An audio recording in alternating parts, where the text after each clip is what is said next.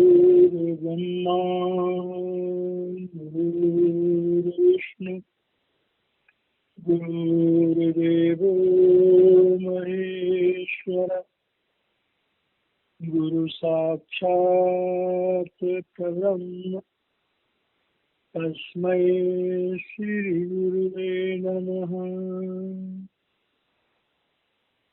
ध्यानमूलं गुरुर्मूर्ति पूजामूलं गुरुर्पद मंत्रमूलं गुरुर्वाक्य मोक्षमूलं गुरुकृपा। अष्टावक्र गीता। आज हम 13वें अध्याय का स्वाध्याय करेंगे। 13वें अध्याय में राजा जनक द्वारा आत्मबोध की स्थिति का वर्णन। अब इसमें ऐसा लगता है जैसे एक बात को बार बार रिपीट किया जा रहा है, लेकिन अगर हम ध्यान से देखेंगे तो राजा जनक अपनी हर छोटी से छोटी अवस्था को अपने सद्गुरु के सामने रखना चाहते हैं। रूहानियत में ये जो रास्ता है रूहानियत का, इसमें जो एक सच्चा जिज्ञासु होता है वो अपने गुरु पर पूर्ण विश्वास करता है और अपनी हर बात को गुरु के सामने रखता है, जिससे गुरु उसे कदम कदम पर गाइड कर सके, उसका मार्गदर्शन कर सके। रूहानियत के रास्ते पे शिष्य अक्सर भटक जाते हैं और उसका कारण ये होता है कि जैसे उनको कुछ दिव्य अनुभव होते हैं तो उन्हें ये लगने लगता है कि मैंने बहुत कुछ प्राप्त कर लिया, और यही शिष्य से गलती हो जाती है। राजा जनक एक सच्चे जिज्ञासु हैं। रूहानियत की प्राप्ति में कोई छोटी से छोटी गलती भी नहीं करना चाहते।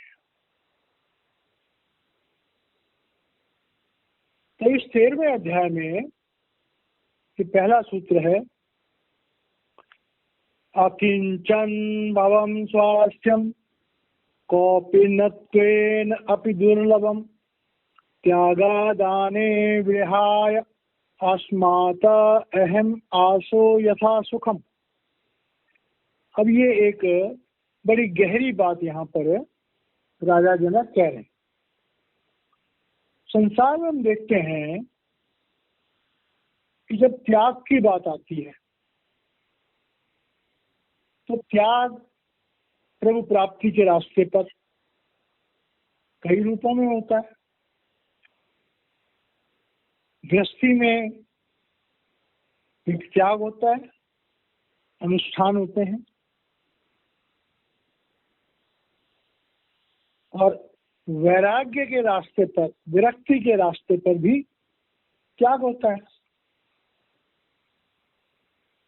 संसार में हम देखते हैं कि साधु संतों के रूप में बहुत सारे आध्यात्म के परमार्थी, अध्यात्म के जिज्ञासु लाखों करोड़ों की तादाद में होते हैं।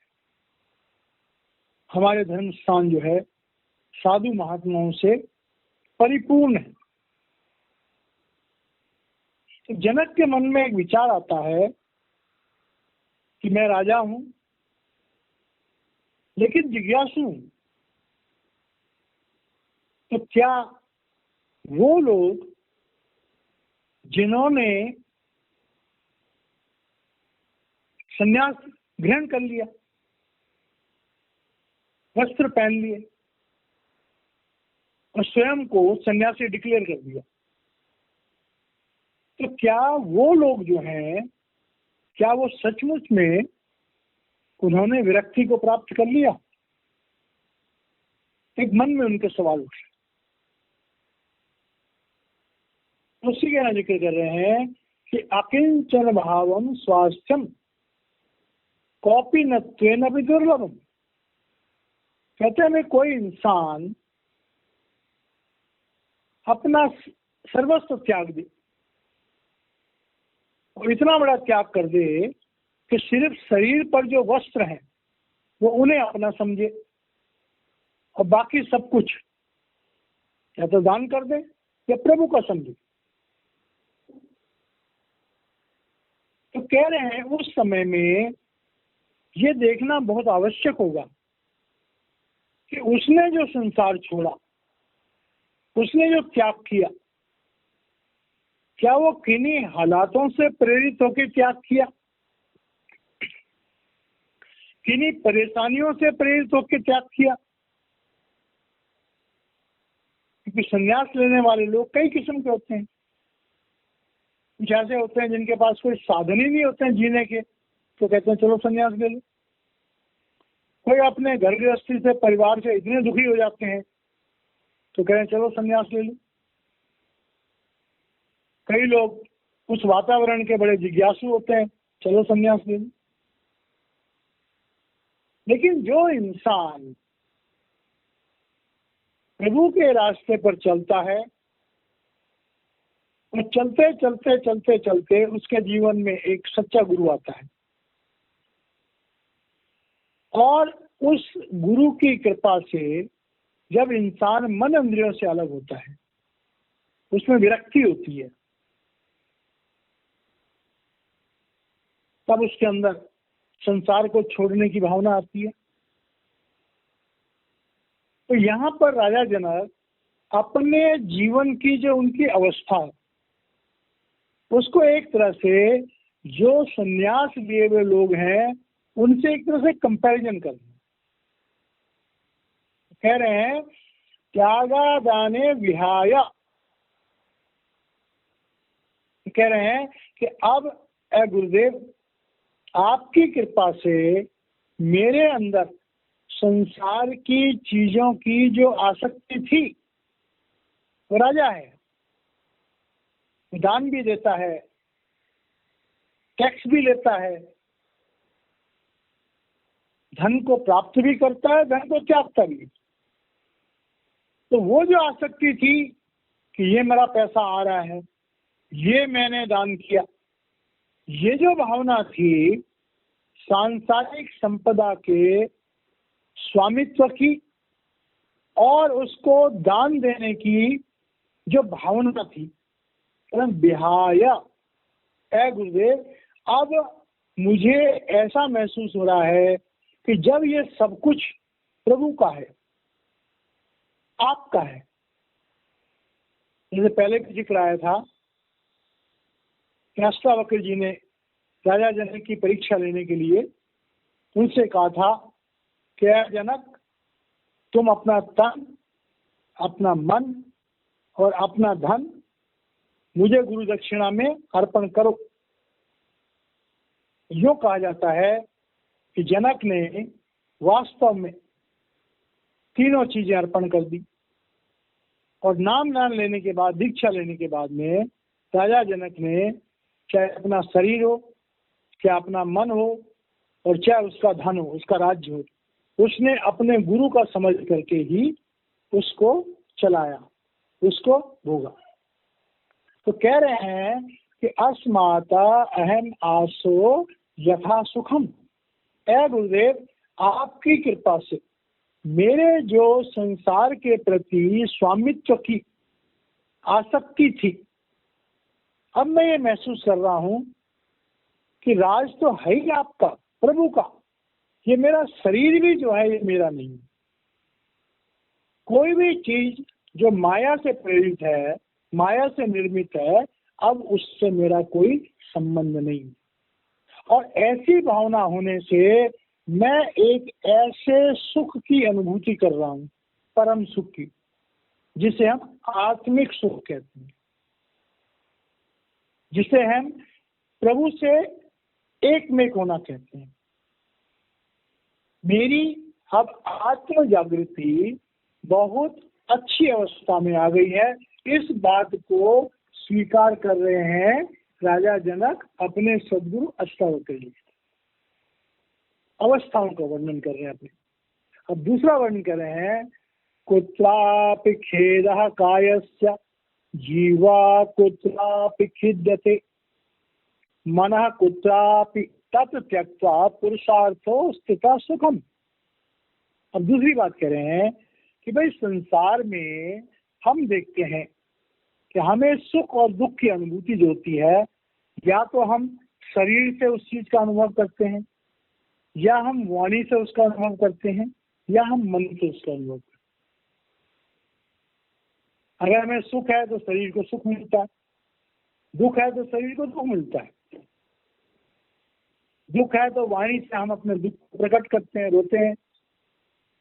अगर सुख है तो हम बड़े हंसते हैं, खुश होते हैं। ऐसे मन की बात है, अगर शांत है बड़ा आनंद आता है, मन खिन्न है तो बड़ी परेशानी होती है।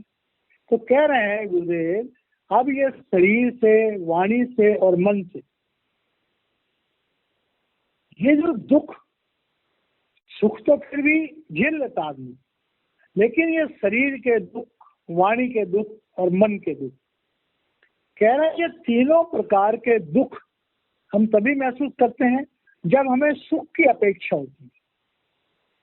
जिस इंसान को संसार से सुख की अपेक्षा नहीं है, उसे दुखों का भी ज्यादा अनुभव नहीं होता। हम दुखी कब होते हैं? जब हमें सुख की अपेक्षा होती है। हम संसार से, अपने रिश्तों से, यहाँ तक कि अपने शरीर से जब सुखों की अपेक्षा करते हैं और वो नहीं होते हैं तो हमें दुख होता है। तो अब अपनी उस अवस्था का वर्णन कर रहे हैं कि ऐ गुरुदेव, मैं स्वयं को अपने शरीर, मन और इंद्रियों से अलग महसूस कर रहा हूँ। अब मुझे चाहे शारीरिक सुख है चाहे दुख है, वाणी का सुख दुख होता है कि कोई हमें अच्छा कहे, किसी को हम अच्छा कहें। वाणी के द्वारा हमारे को जो खुशी और दुख मिलता है, मतलब मेरे बोल भी संयमित हो गए। और उसके बाद जो मेरा मन है, जो कि संसार में विषय वासनाओं का लज्जत है, काम क्रोध लोभ अहंकार के अंतर्गत जो है बहुत सारी परेशानियां पैदा होती हैं। अष्टावक्र जी कह रहे हैं, ऐ गुरुदेव, मैंने अपने शरीर, अपने मन और अपनी वाणी के द्वारा जो सुखों और दुखों की अनुभूति होती थी, उस अनुभूति से मैं स्वयं को अलग महसूस कर रहा हूं। त्यक्त्वा, अब मेरी वो भावना सांसारिक सुखों और दुखों से परे चली गई है। पुरुषार्थे स्थिता सुखम, और मैं स्वयं को अब त्रिगुणातीत महसूस कर रहा हूँ। ये बात बहुत गहराई से समझने वाली है कि गुरुदेव की कृपा से ही जितने मर्जी हम साहित्य पढ़ ले, संत मत के जितने दृष्टांतों को देख ले, जब तक हमारी आत्मा नेह कर्म होकर के और प्रबंध के देश में स्थित नहीं होती है, बड़े भाग्यवानों की ऐसी होती है, तब तक हम मन के, शरीर के और वाणी के सुखों और दुखों से उपराम नहीं हो सकते। तो यहाँ इकबाल कर रहे हैं, ऐ गुरुदेव, अब मेरी जो चेतना है, अब मेरी चेतना शरीर, मन, वाणी, इंद्रियों से परे मैं स्वयं को स्थित देख रहा हूँ, और मैं अंदर के उस आत्म सुख से स्वयं को जुड़ा हुआ महसूस कर रहा हूँ, जिसे हम अमृत अवस्था कहते हैं, हंस अवस्था कहते हैं, जिसे हम आत्मा की निज की अवस्था कहते हैं। तीसरे सूत्र में कह रहे हैं, कृतम किमपि नैव स्यात् इति संचिन्त्य तत्वतः यदा यत् कर्तुम आयाति तत् कृत्वा आसो यथा सुखम। अब कह रहे हैं, कृतम किमपि नैव, अक्सर जब हम काम करते हैं तो हम इस चीज को ये महसूस करते हैं कि जो काम हो रहा है हम कर रहे हैं। स्वयं को कर्ता समझने की प्रवृत्ति, स्वयं को कर्ता समझने की जो प्रवृत्ति है वो हर इंसान की होती है, और ब्रह्म के देश तक ये जो कर्तापन है ये छूटता नहीं। तो कह रहे हैं कृतम किमपि नैव, कह रहे मैं महसूस कर रहा हूं कि जैसे मैं कुछ नहीं कर रहा। ये अवस्था कब आती है? जब हम प्रभु को समर्पित काम करते हैं, कर्म करते हैं। स्यात् इति संचित्य तत्वतः है, और ऐसा मेरा विचार तब बन रहा है जब मैं इसकी वास्तविक बात को समझ गया हूं कि मैं आत्मा हूं, ये मेरा शरीर है, ये मेरा मन है, ये मेरी वाणी है, ये मेरी इंद्रियां हैं। मैं स्वयं को शरीर से अलग कर करके महसूस कर रहा हूं। तो मैं ये देख रहा हूं कि वो प्रभु की चेतन सत्ता जो मेरे शरीर में काम कर रही है, वो चेतन सत्ता ही इस पंच भौतिक शरीर को चला रही है। तो क्या मतलब है कि जैसे परमात्मा ही सारे काम कर रहा है। यदा यत कर्तुम आयाति, और कह रहे हैं कि जब जो करने को आता है। अब यहां पर एक बड़े भेद की बात है। हमारे प्रारब्ध कर्मों के द्वारा हमारे शरीर में एक तो क्रियाएं होती हैं और एक कर्म होते हैं। तो क्रियाएं तो हमारी सांसों का चलना, हमारे दिल का धड़कना, हमारा खाने का हजम होना, हमारे बाल नाखून का बढ़ना, हमें नींद आना, हमें नींद से जागना, हमें थकान होना, हमें प्यास लगना, ये सारे काम क्रिया है। इसमें हमारा मन बुद्धि का कोई इन्वॉल्वमेंट नहीं है। लेकिन अब कर्म आ गए। अब कर्म जो है प्रारब्ध कर्मों के मुताबिक वो सिचुएशन हमारे अंदर पैदा होती है। हम किसी इंसान से मिलते हैं, किसी को देखकर हमें लगता है अरे ये तो अपना है, उसकी सेवा करने को इच्छा करती है, उसे कुछ देने को इच्छा करती है। कभी हम किसी इंसान से मिलते हैं, उसको देखने की भी इच्छा नहीं होती, उसके सामने एक नेगेटिव एनर्जी क्रिएट हो जाती है। हम या तो खुद वहां से हट जाते हैं या सोचते हैं भाग जाए यहां से। तो संसार में जो हम प्रारब्ध कर्मों के अंतर्गत जो कुछ भी करते हैं, उसके लिए, उन कर्मों को करने के लिए वो भावना हमारे अंदर पैदा हो जाती है अपने आप। जो हमारे क्रियामान कर्म है उनमें हम मन बुद्धि का इस्तेमाल करते हैं, हम संकल्प करते हैं, हम ऐसा करें, उसके लिए प्रयास करते हैं। हो या ना हो तो प्रभु की इच्छा है। तो कह रहे हैं यथा यत कर्म आयाति। एक तो वो अवस्था होती है कि कोई कर्म करने की सिचुएशन अपने आप बन जाती है। तत् कृत्वा आसो यथा सुखम। अब कह रहे हैं कि जैसे मैंने अपने जीवन की बागडोर अपने सदगुरु के हाथों में दे दी है, परमात्मा के हाथों में दे दी है, अब मैं एक दृष्टा बन गया हूं। मैं देख रहा हूं, मेरे मन में ये विचार उठ रहे हैं, मेरी बुद्धि उसका विश्लेषण कर रही है, मेरी ज्ञानेंद्रियां जो है उसका स्वाद का अनुभव कर रही हैं, मेरी कर्मेंद्रियां उस काम को कर रही हैं। मैं स्वयं को अलग देख करके अपने ही शरीर को, अपने ही कामों को एक दृष्टा के रूप में, एक अन्य पुरुष के रूप में महसूस कर रहा हूं। तब क्या है कि जब मैं दृष्टा हूं, मैं करता नहीं हूं, तो मेरे का कोई मतलब ही नहीं है। ना अच्छाई का फल मेरे को मिलेगा, ना बुराई का फल मेरे को मिलेगा। और प्रारब्ध से जो कर्म होते हैं उनमें बाई चांस होता है, क्योंकि उसमें कोई सोच के तो करता नहीं है। कोई गलती भी होती है तो अनजाने में हो जाती है। एक गलती अनजाने में हो जाती है जिसका हमें पता भी नहीं होता। दूसरी गलती हम सोच समझ के करते हैं, प्रयास करते हैं उसके लिए। आगे कह रहे हैं कर्मा नैष्कर्मं निबंधम भावा देहस्थ योगिनः संयोग अयोग विरहात अहम आसो यथा सुखम।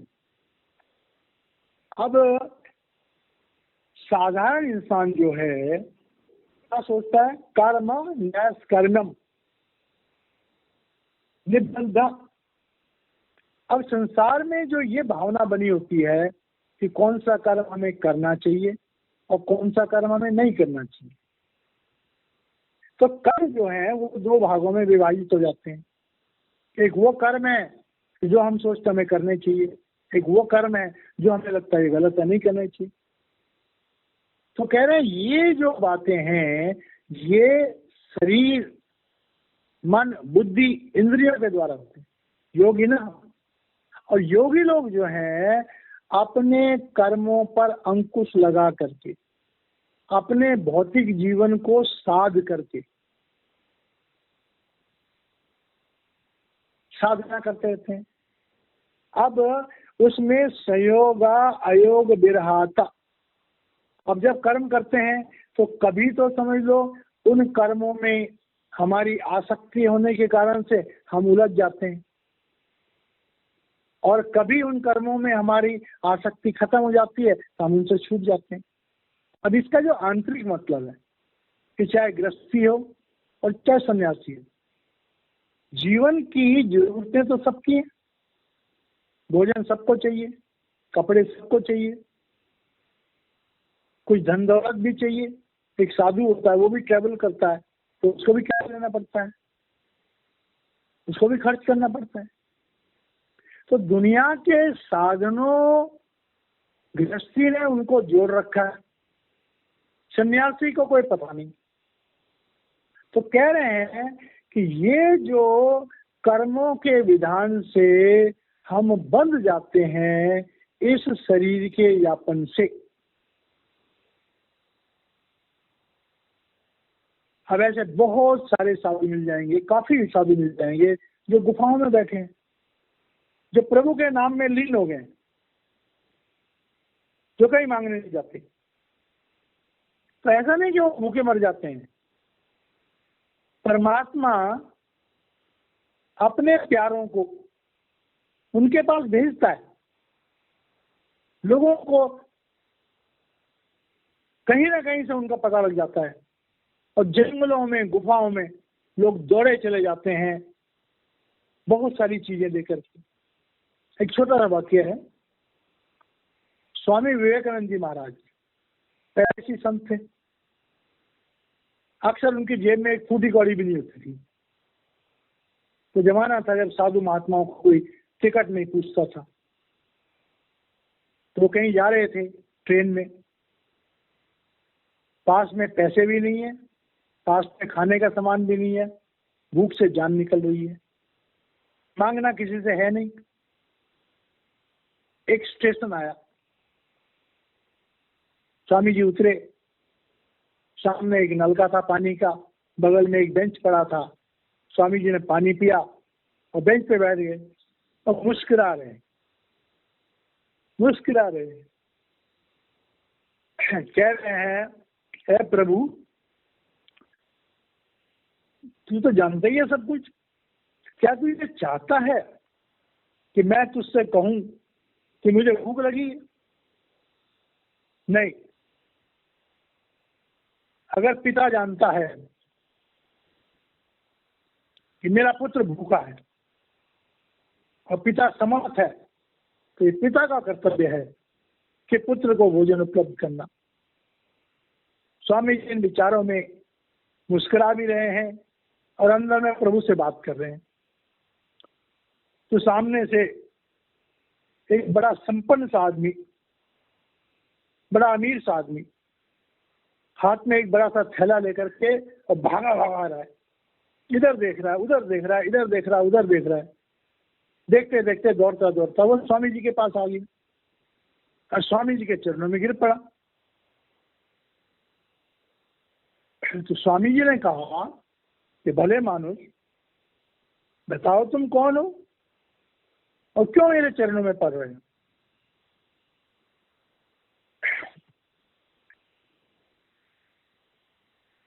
तो इंसान रोने लगा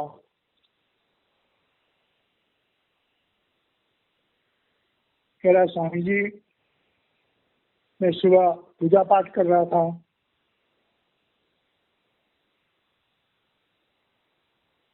तो मेरे अंदर में एक आवाज उठी कि जाओ अच्छे अच्छे भोजन बना के रेलवे स्टेशन पे जाओ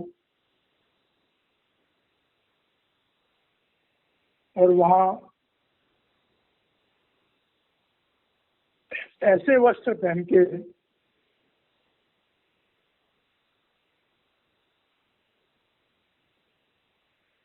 मेरा प्यारा बैठा है,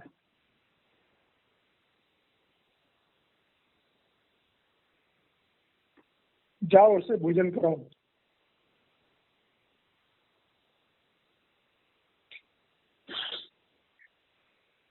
स्वामी जी की आंखों से भी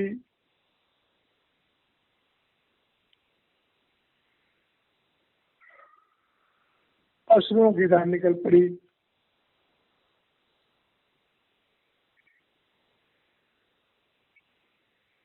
स्वामी जी कहते हैं, हे परमात्मा, मैंने तो जिक्र मात्र किया था,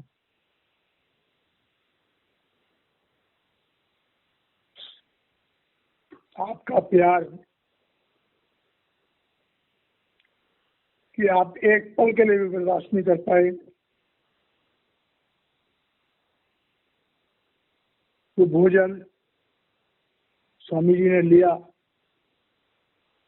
इतनी देर में गाड़ी की सीटी बजी। स्वामी जी वो भोजन लेकर के और वापस ट्रेन में चढ़ गए।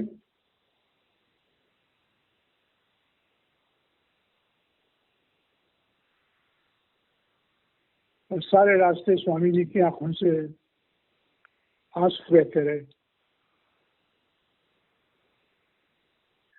तो प्रभु प्रेम का जो रास्ता है, ये रास्ता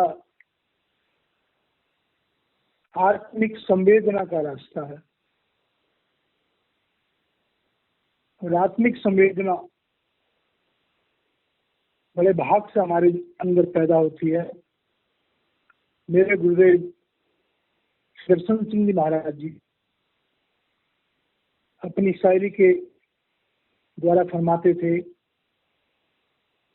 रखना कदम मुहाल था इस दिल रही के साथ, और कोई भी न चल सका मेरी जिंदगी के साथ। महापुरुष जब दुनिया में आते हैं, सारी जिंदगी भर वो तो प्रभु की तरफ से पैदाइशी विरक्त होते हैं। सारी जिंदगी भर उनका प्रयास रहता है कि कहाँ कोई प्रभु भक्त मिले, कहीं कोई रूहानियत का मुतलासी मिले, उसे वो प्रभु से जोड़े। लेकिन दुनिया में हम देखते हैं कि बुरा हाल है। परमात्मा को प्राप्त करने का जो सच्चा भाव है वो किसी बिरले भाग्यवान के दिल में आता है। अगर हम भक्ति भी करते हैं, पूजा पाठ भी करते हैं, सत्संगों में भी जाते हैं, गुरु से भी मिलते हैं, तो अक्सर हमारा भाव होता है कि हमारे बाल बच्चे सुखी रहें, हमारी रोजी बरकरार रहे, हमारे बच्चों की शादी हो जाए, हमारा व्यापार चल पड़े, हमें जीवन में सुख मिलते रहे। प्रारब्ध से कोई दुख आए तो उन्हें भी हमारा गुरु दूर कर दे। कोई बिरला भाग्यवान होता है जो गुरु को मांगता है, प्रभु को मांगता है, आत्मज्ञान मांगता है। इस सूत्र के माध्यम से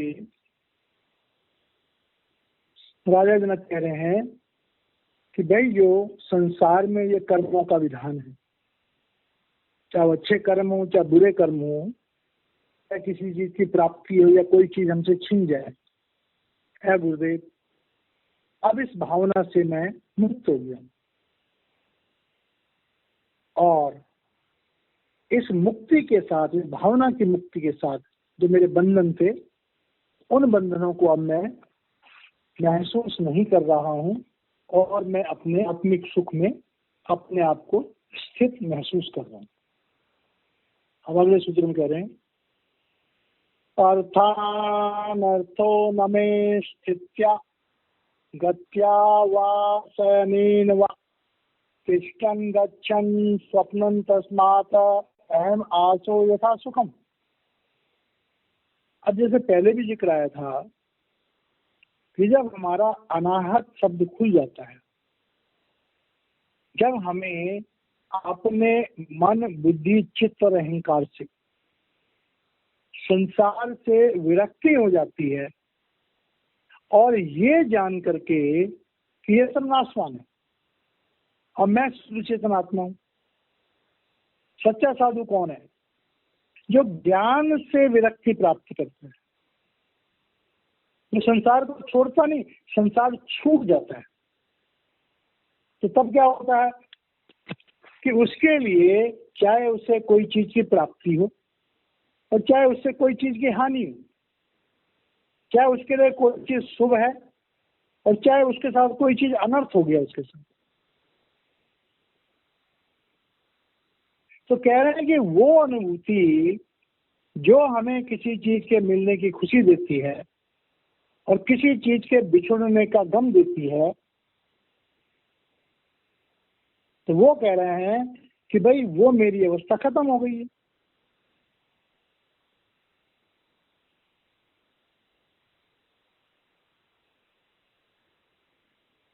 अब हम इस अवस्था को जो प्राप्त करते हैं तो बड़ी अवस्थाएं होती हैं कि जैसे हम किसी इंसान को सोना, हमें आराम करना है। ऐसे लोग भी हैं जिनको सारा दिन एक राजा है, उसके ऊपर कोई प्रतिबंध है नहीं, वो जितना चाहे आराम करे। जैसे रईस लोग होते हैं जिनके नौकर चाकर होते हैं, अक्सर वो आराम करते हैं। तो जीवन में चाहे अत्यंत आराम की जिंदगी हो, चाहे बैठने की है, कई लोग होते हैं वो बैठने मात्र की उनकी ड्यूटियां होती हैं। कभी होता है कि हमारी ड्यूटियां ऐसी होती हैं हमें काफी चलना पड़ता है। तो कह रहे हैं कि हमारी अलग अलग अवस्थाओं में हमारा शरीर चाहे सोया हुआ है, आराम कर रहा है, चाहे वो बैठा हुआ है, बैठ के सुख भोग कर रहा है, चाहे उसका चलना फिरना है, और यहां तक कह रहे हैं कि चाहे स्वप्न की अवस्था है। तो कह रहे हैं इन सब अवस्थाओं में मैं ऐसा महसूस कर रहा हूं कि जैसे ये अवस्थाएं मेरी नहीं है बल्कि मेरे शरीर की। स्वप्न का भी सुख दुख होता है। जब हम स्वप्न देखते हैं, अच्छा स्वप्न देखते हैं हमें खुशी होती है, बुरा स्वप्न देखते हैं हम स्वप्न में ही डर जाते हैं। तो सुख और दुख की अनुभूति चाहे आराम करते समय हो, चाहे बैठते समय हो, चाहे चलते समय हो, चाहे स्वप्न की अवस्था में, कह रही ये जो सारी की सारी अवस्थाएं हैं, अब मैं इन्हें अपनी नहीं समझ रहा। और इसका आंतरिक मतलब क्या है? जो भाई बहन इस सत्संग को सुन रहे हैं और अगर उन्होंने किसी गुरु से नाम दान ले रखा है, अगर वो सरल शब्द योग का अभ्यास करते हैं, अगर वो ध्यान पे बैठते हैं, तो इस बात को महसूस करते होंगे कि जब हमारे अंतर में अनाहत शब्द खुल जाता है, तो अनाहत शब्द जो खुलता है तो चलते फिरते, सोते, जागते, उठते, बैठते हम उसका अनुभव करते हैं। एक जो सत्संगी है, अपने गुरु से प्रेम करता है, तो सपना भी कभी देखता है, तो सपने में भी अगर कोई बुरी अवस्था है तो वहां पर भी नाम का सिमरन हो जाता है। बहुत सारे भाई बहनों से हमने सुना कि मुझे बुरा सपना आया, मेरे अंदर में 5 नाम का सिमरन अपने आप शुरू हो गया, और 5 नाम का सिमरन हुआ तो वो काल सत्ता जो सपने में थी वो हट गई। हमारे को जो हमारा गुरु नामदान देता है उसकी पहुंच हमारे स्वप्न लोक तक है। इस शब्द के माध्यम से राजा जनक हमें बता रहे हैं कि हे गुरुदेव, आपकी जो प्रभु रूप सत्ता है, आपका जो शब्द रूप है,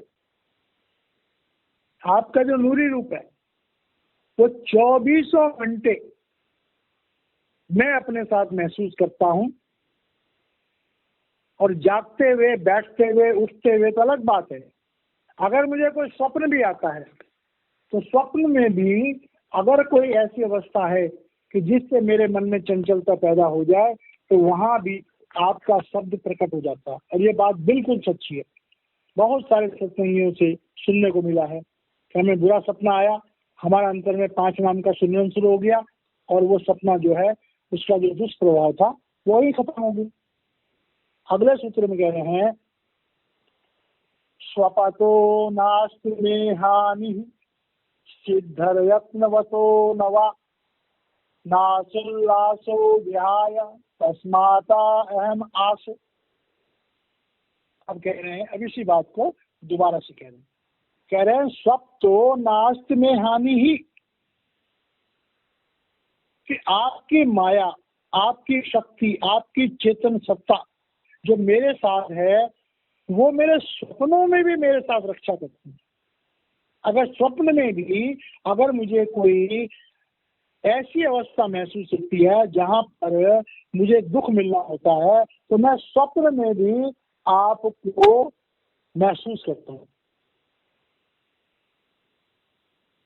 और जब स्वप्न की अवस्था में ऐसी होती है, तब जो ज्ञानेंद्रिय और कर्म इंद्रियां हैं, जिनके द्वारा सिद्धि को प्राप्त किया जाता है, तो कह रहे हैं उस सिद्धि की अवस्था जो है वो भी सिद्ध यत्नवतो नवा।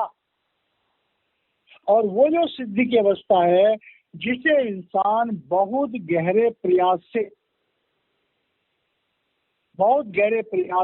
जिस सिद्धि को आदमी प्राप्त करता है, तो उस सिद्धि की तरफ भी मेरी इच्छा नहीं है। ये बात बड़ी गहराई से समझने वाली है। परम संत कृपाल सिंह जी महाराज का फरमाया करते थे, तो जब हम ध्यान अभ्यास में तरक्की करते हैं तो हमारे अंदर कई सिद्धियां पैदा हो जाती हैं। उन सिद्धियों में है कि दूर श्रवण, दूर की चीजें हम सुन लेते हैं, दूर दृष्टि, आंखें बंद करते हैं, बहुत दूर की बात जो है, बहुत दूर के दृश्य हमारे आंखों के सामने जाते हैं। तो कह रहे हैं जिन सिद्धियों को बड़े प्रयास से लोग पैदा करते हैं, अब उन सिद्धियों के प्रति भी मेरी कोई रुचि नहीं है। और नासो उल्लासा विहाय, क्योंकि सिद्धियों की जरूरत उन लोगों को होती है जो संसार में सुखों को, अपने जीवन को ज्यादा सार्थक बनाने के लिए प्रयास करते हैं। अब जब मैं शरीर हूं ही नहीं, मैं शुद्ध चेतन आत्मा हूं, तो किसी चीज की हानि होना या किसी चीज के लाभ होने की अब मुझे सपने में भी कोई आकांक्षा नहीं। आम इंसान तो संसार में ही प्राप्त करना चाहता है, लेकिन अष्टावक्र जी को राजा जनक बता रहे हैं कि हे राजन, अब मेरी इन चीजों में कोई दिलचस्पी नहीं है, चाहे वो हो साधारण अवस्था में हो या सिद्धि की अवस्था में। अगला सूत्र है, सुखादि रूपा अनियम भावेषु अवलोक्य भूरिशः शुभाशुभो व्याय अस्माता अहम आसो यथा सुखम। अब कह रहे हैं सुखादि रूपा अनियम,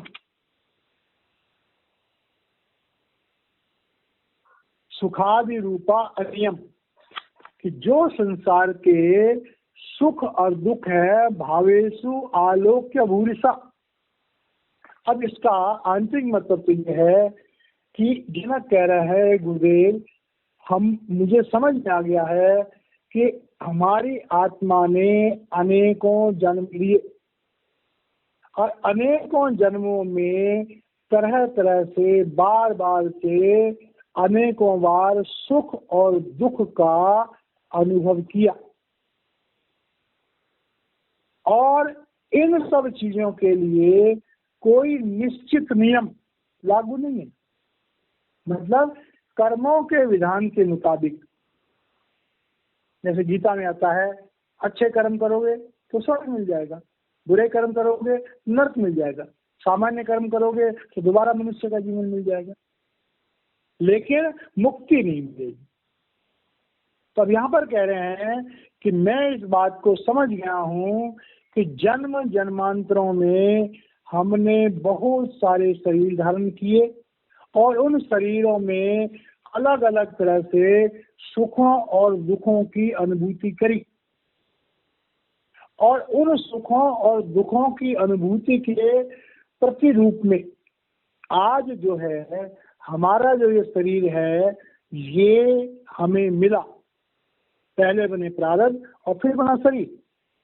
तो कह रहे हैं कि संसार में कब सुख आते हैं और कब दुख आते हैं, इसका इंसान के पास कोई निश्चित कानून नहीं, लेकिन इतना जरूर है कि न किसी की जिंदगी में हमेशा सुख रहता है और न किसी की जिंदगी में हमेशा दुख रहता है। दुख और सुख जो है ये आने और जाने के संबंध में। तो दुख और सुख जो है ये संसार में अनियमित है, ये आते हैं और जाते हैं। तो इन सुखों और दुखों की अनुभूति का असर जो इंसान की जिंदगी में पड़ता है, अब उस सुख और दुख की अनुभूति को मेरे अंतःकरण में उसका कोई भी स्थान नहीं है। मैं उस सुख और दुख की अनुभूति को विहाय, वो मेरे अंदर से छूट गया है। अब मेरी जिंदगी में न सुख है न दुख है। मैं ये महसूस करता हूँ कि यह शरीर मेरा नहीं, आत्मा प्रभु का अंश है, स्वयं परमात्मा मेरे शरीर में विराजमान है, तो मैं जिंदा हूँ। अगर ये चेतन सत्ता आत्मा से निकल जाएगी तो ये शरीर बेकार हो जाएगा। ये भावना जो है, ये भावना जब मेरे अंदर आ गई है तो ऐ गुरुदेव, अब मैं इस संसार के, इस शरीर के, इस माया के सारे प्रपंच से अपने आप को मुक्त महसूस करूँ। अब ये जो सूत्र है ये हमारी जिंदगी में एक बहुत बड़ी शिक्षा में देते हैं। हर इंसान को जो प्रभु में विश्वास रखता है, प्रभु के बारे में जानना चाहता है, उसकी जिंदगी में एक सच्चा गुरु जरूर होना चाहिए। हमें गुरु से दीक्षा लेनी चाहिए।